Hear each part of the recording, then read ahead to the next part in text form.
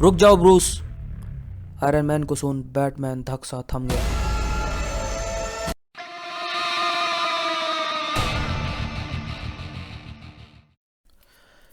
वहां से जाने से पहले टोनी स्टार्क ने फाल्कोनी की बिल्डिंग में बनी अपनी लेबोरेटरी को तबाह कर दिया था।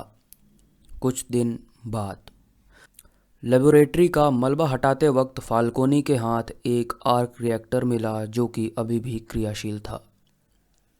वेन मैनोर बैटकेव। अल्फ्रेड वहां नाश्ता लेकर पहुंचा।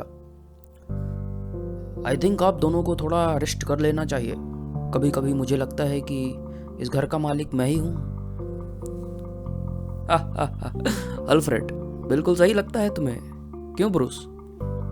ब्रूस थोड़ा मुस्कुराया पर काम करता रहा। इस आदमी को हंसाना बड़ा मुश्किल है। क्या तुमने कभी ऐसा जोक सुना है अल्फ्रेड जिसे सुन ब्रूस ठहाके लगाकर हंस पड़ा हो?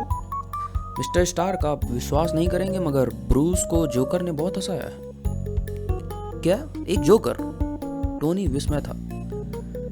अच्छा ब्रूस, तुम्हारे ये वर्कशॉप की थीम इतनी डार्क क्यों है, डिप्रेसिंग सा है? तुम्हें डर नहीं लगता?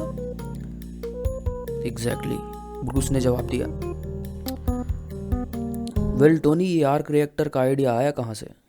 ब्रूस ने पूछा। आइडियाज तो एक्सीडेंट से ही आते हैं। ब्रूस कुछ सोचने लगा। सही कहते हो तुम। वैसे आर्मर में कौन सा एडजस्टमेंट किया था तुमने? स्टार्क ने पूछा। ब्रूस ने कोई जवाब नहीं दिया। वैसे इतनी अपडेशन के बाद भी अगर तुम्हारा सूट उड़ नहीं सकता तो फिर किस बात का अपडेशन? और इतनी अपडेशन के बाद भी अगर मेरा सूट किसी उड़ने वाले सूट को उड़ने नहीं दे सकता तो फिर किस बात का updation?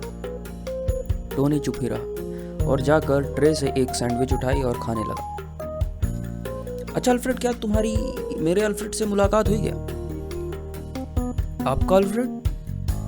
Jarvis? Meet Alfred. Good evening mister Alfred.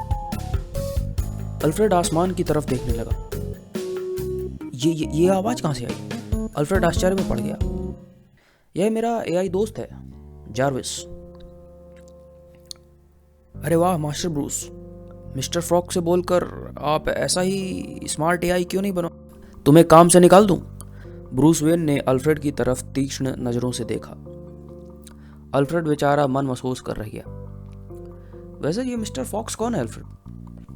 जी, उन्हीं की बदौलत तो मास्टर वेन बैटमैन बनते हैं। सारी एम्यूनेशन टेक्नोलॉजी वही डिजाइन करते हैं।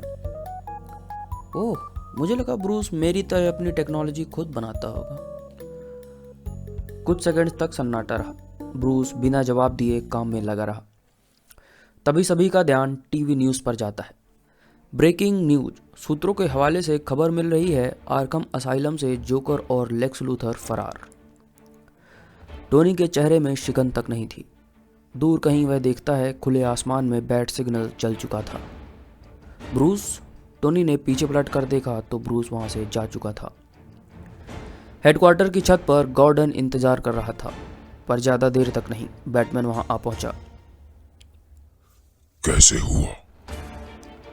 गॉर्डन ने चिंता के मारे माथे पर हाथ रख लिया। 3 दिनों से सिक्योरिटी गार्ड दोनों को खाना दे रहा था, लेकिन उन्होंने खाया नहीं। सीसीटीवी पर भी सब कुछ नॉर्मल था, मगर जब हम सेल के अंदर दाखिल हुए तो अंदर केवल उनका होलोग्राम था। वह 3 दिन पहले ही जेल से फरार हो चुके थे। कोई सुराग? कुछ नहीं। बैटमैन और गॉर्डन जांच के लिए आर्कम असाइलम पहुंचे। बैटमैन ने एक नज़र सेल की ओर घुमाई और कोने में उसे एक अंगूठी दिखाई पड़ी। फाल्कोनी। बैटमैन ने वह अंगूठी अपने हाथों में उठाकर बारीकी से जांचा।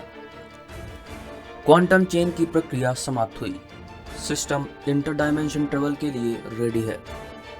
ऑलराइट, तैयारी शुरू करो। I can't wait to go home. Initialization प्रक्रिया शुरू कर दी गई है। इधर बैटमैन फाल्कोनी के मेंशन तक पहुंच चुका था, जहां उसे एक रोशनी आकाश की तरफ दिखाई मालूम हुई। बैटमैन वहां पहुंचा तो फाल्कोनी वहां पहले से ही मौजूद था। वह आराम से बैठा हुआ था। आओ आओ बैटमैन, मैं तुम्हारा ही इंतजार कर रहा था। कहाँ है वो दोनों?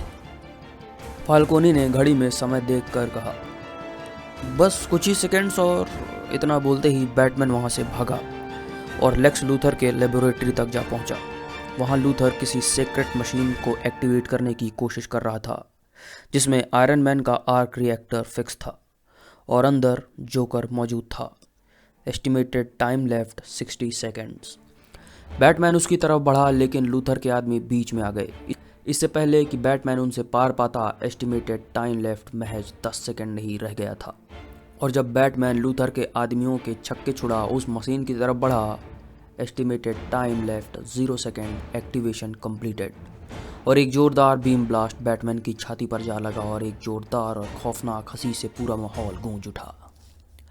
वह मशीन लगभग 10 फुट बड़ी थी जिसे लेक्स ने और भी घातक बना दिया था। बैटमैन कुछ देर बाद उभरा तो चारों तरफ कोहराम था। बैटमैन ने 2 ब्लास्ट किए मगर कोई असर नहीं। उस घातक सूट के अंदर बैठा जोकर आसपास मौजूद सभी चीज़ों को तबाह कर घायल बैटमैन की ओर बढ़ा और एक जोरदार बीम ब्लास्ट किया जो कि और भी घातक था। बैटमैन का सूट आधा फट गया। जोकर उसके करीब आया। शायद अब वह एक और खतरनाक हथियार घायल बैटमैन के ऊपर दागने जा रहा था, मगर तभी एक जोरदार रिपल्सर ब्लास्ट जोकर के सूट की छाती में लगा और वह दूर जा गिरा। आसमान में उड़ता आयरन मैन बैटमैन के सामने आ कूदा। तुम गए नहीं? बैटमैन ने कराहती आवाज में पूछा। पूरा सामान लिए बगैर कैसे जा सकता हूँ? आयरन मैन ने बैटमैन की तरफ हाथ बढ़ाया। बैटमैन उठ खड़ा हुआ। Alfred. Yes master when. Night crawler. Iron man और बैटमैन एक साथ आयरन मशीन पर टूट पड़े लेकिन उन्हें मुंह की ही खानी पड़ी। जोकर मशीन दोनों पर भारी पड़ रहा था। ब्रूस, क्या तुम इन शहर के गुंडों के पीछे ही पड़े रहते हो? आयरन मैन ने कराह कर कहा। और यहाँ हम अपनी अर्थ के एलियन से लड़ रहे हैं। यही तो मुश्किल है। यहाँ एलियन हमारा दोस्त है। तभी उनके करीब एक और ब्लास्ट हुआ। दोनों हवा में जा उछले। तभी वहाँ नाइट क्रॉलर आ पहुंचा। बैटमैन ने स्ट्रिंग वायर की मदद से नाइट क्रॉलर में जा घुसा। आयरन मैन उसके ऊपर उड़ता हुआ आ पहुंचा और दोनों ने गोलियों की अंधाधुंध बरसात शुरू कर दी। जोकर मशीन दूर जा गिरा। आयरन मैन का रिपल्सर ब्लास्ट लड़ाई के दौरान खराब हो चुका था। उसने अपनी मशीन नाइट क्रॉलर की मशीन से कनेक्ट किया और दूसरे ही पल में एक जोरदार ब्लास्ट जोकर मशीन पर हुआ। यह आखिरी वार था। जोकर धराशायी हो गया। बैटमैन ने लेक्स लूथर सहित फाल्कोनी और जोकर को भी आर्कम असाइलम में भेज दिया। आयरन मैन ने अपना आर्क रिएक्टर लिया और वापस जाने को हुआ। बैटमैन ने अपना मास्क उतारा। अच्छा दोस्त, तब समय है अलविदा कहने का। मिलकर अच्छा लगा आयरन मैन। फिर मुलाकात होगी शायद। Goodbye. और तभी वहाँ एक पोर्टल खुला और आयरन मैन अपनी दुनिया में लौट गया।